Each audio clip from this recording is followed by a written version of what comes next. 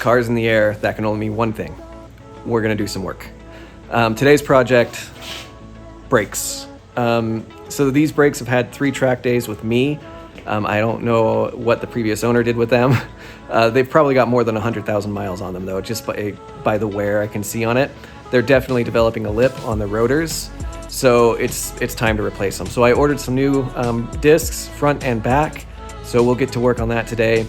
I'm hoping this goes smoothly, but brakes, they're notorious for getting seized, like seized bolts. So I've been soaking these in penetrant oil for the last few hours.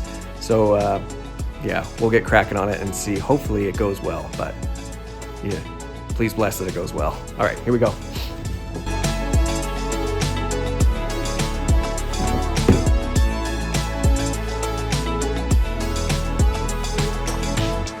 So these are my new brakes. These are basically just OEM replacements, but just a touch better. So these are power stop discs. So these are the fronts. So they're just a blank here. They're not drilled or slotted, but for this car, I don't really need drilled or slotted. I'm not making that much power. But they're vented and they're just a little bit thicker than the OEM brakes, which makes them better at handling heat. So these will be great. And then these are just the rears. So they're really small, as you can see, and they're just a single layer. They're not vented, but in the rears, the rear isn't really doing a whole lot when you're braking. The fronts are what's gonna do the lion's share of the braking. So they need to be a lot beefier and be able to handle heat a lot better. So power stop is really great. These should be really, really good for the car. And allegedly they're easy to install. We'll see how that goes. So you need to remove the caliper. So this is the caliper, the brake pads, and then the bracket as well. That all needs to come off so you can pull the disc off. What's holding the disc in place itself are just these set screws. So it's this and that for holding the rotor in place. These are notorious for getting stuck in place. They're just really tiny set screws, but rust gets in there, water, and it just seizes itself in its threads. So you can't spin them out by hand. These ones have been in here for a really long time, for over 100,000 miles. So they're really stuck in there. You have to have a specialty tool to do these. So I'll show you the tool to use for this. So these are the tools you need to spin that screw. You need a mallet, you need an impact screwdriver. So this is pretty cool. It's meant to be beat on. So you set it in the screw and you lock it and then you smash it with a hammer and it will spin. So when you hit this, it comes down and it drives. It's like this. It's got a gear in it that'll spin. So it takes all of that kinetic energy of a hammer and transfers it into the screw, and then it spins. So these things are pretty cool. So I'm gonna attempt to spin these out. Yeah, we'll see how it goes. All right, I'm gonna start on this bottom one to see. All right, then you lock it into place and then smash it. There we go, nice. So that one's coming out. All right, now that I'm on a roll, I'm gonna smash that one too. All right, here we go. Oh, it's already spinning, perfect.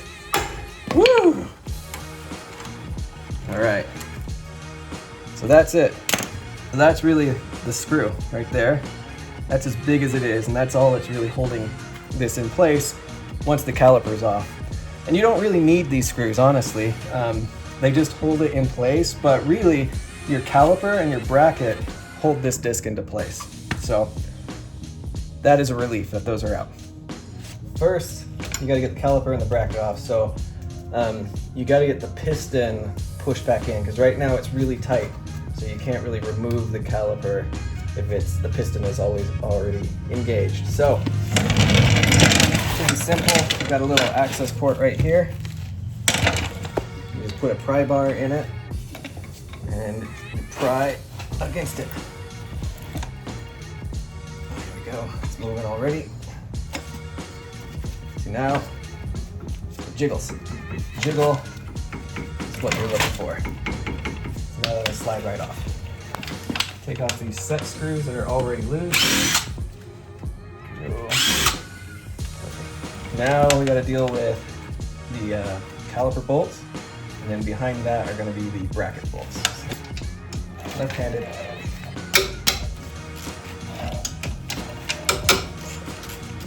Yeah.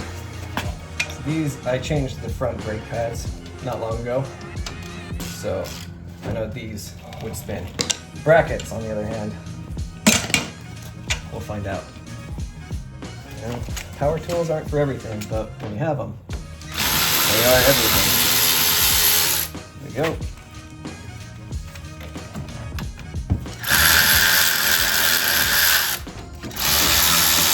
Now, caliper will come right off.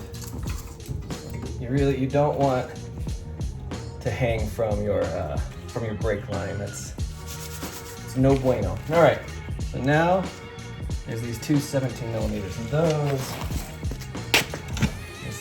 doing this in real time was probably a bad idea. Oh yeah, that's what I like to see. Broke right through. Oh yeah. That's a good day right there. Woohoo! Nice. Now, bracket comes right off. So, I don't like a bunch of bolts rolling around on my garage floor, so I put them right back where they came from. So that's the bracket. Set that aside. Jiggles. There we go. Removed. Cool. So this is your wheel hub. Yeah, so all this brown, that's just oxidation and rust. So I'm gonna take a wire wheel and clean that up a little bit. Just get it looking a little fresher. And that helps it keep from seizing to the hub. So clean that up a little bit. So it's not a huge improvement, but it does look better. So I'll take it. All right, so now, trying not to touch things very much. Line everything up. There we go. And you're trying to align these two beveled holes with the set screws. Yeah, you don't want schmutz on your brakes. It should be a schmutz-free, so. Now you just want to make sure that this is all clean. They come from the factory with like a bit of oil on them, so you just brake clean. I'll give it a like nice dousing. Now, ready to put the bracket back on. All right. So it goes back on just the way that it came off.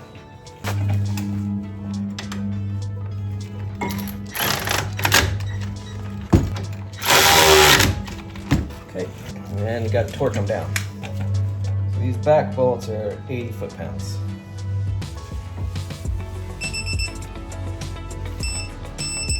Perfect. Stay on target. Fire! Perfect. All right, so now caliper. My piston is already compressed, so that just slides right on really easily. Started. Fronts are going swimmingly. Hope that doesn't foreshadow the rears. And I said it out loud. That's dumb. I should have said that out loud. Good to go, gold leader. Some more brake juice. Ta-da! That's the new front disc. So, I need to go move to the rears.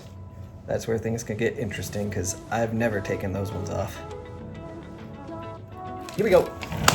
And that is the job done. So, got my fronts done. There's my rears. So that feels nice to have that done. The rears were a little more challenging. You have the rear parking brake to deal with back there. And those calipers, there's they're a little weird. Like the piston, you can't just squeeze it back in, you have to actually screw it back in. And that's a little tricky. But anyway, they're on, so it looks good. Now we'll just get the tires back on, and then we'll just do a quick brake bedding procedure, and they should be good to go for another 100,000 miles. All right.